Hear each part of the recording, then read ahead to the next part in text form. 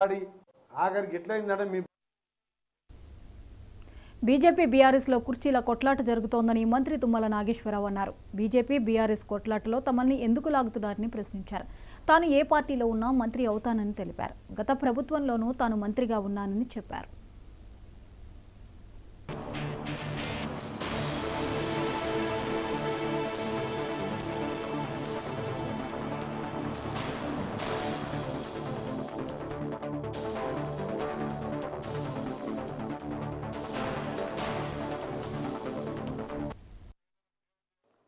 చేసిన కార్యక్రమాన్ని స్వాగతిస్తూ కనీసం 7-8 నెలల్లోనే 18,000 రుణమాఫీ, 7,600 కోట్లు రైతు బంధు జమ చేసినటువంటి ఏకైక ప్రభుత్వం. మీకు దమ్ముంటే, మీకు ఆ సాహసం ఉంటే, మీకు ఆ రైతుల పట్ల ప్రేమ ఉంటే, కోరిక ఉంటే మీ రాష్ట్రాల్లో ప్రకటించి కార్యక్రమం చేసి చూపించి మమ్మల్ని ఏలెత్తి చూపెట్టండి. మీకు ఆ సరుకు లేదు. రైతుల్ని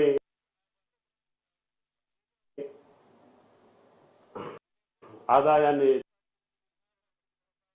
రెట్టింపు చేస్తామనే మాట కలలో పోయింది.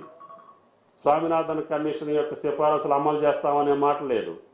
ఏ ఒక్క కార్యక్రమం మీరు ఇచ్చినటువంటి మేనిఫెస్టోలో 23 హామీలు ఉన్నాయి. ఏ ఒక్క హామీని కూడా మీరు దేశంలో అమలు పరచలేదు.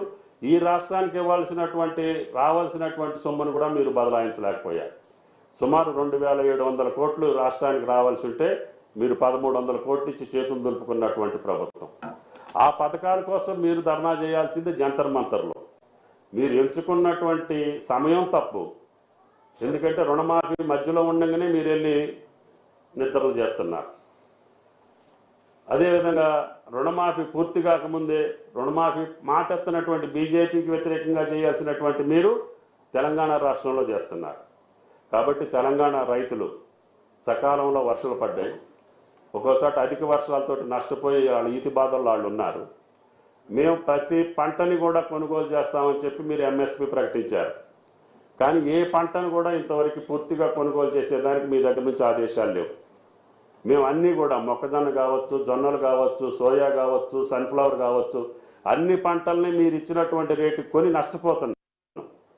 మీరు మా దగ్గర నుంచి కొనలేకపోతున్నారు. మీరు ఇచ్చినటువంటి రేటు, మీరు చెప్పినటువంటి రేటు, మీరు ప్రకటించినటువంటి ధర మా రాష్ట్రంలో అన్ని పంటల్ని కొనుగోలు చేసి నష్టమైన మేమే భరాయించి వాటికి రైతుల్ని మేము నిలబెడతా ఉంటే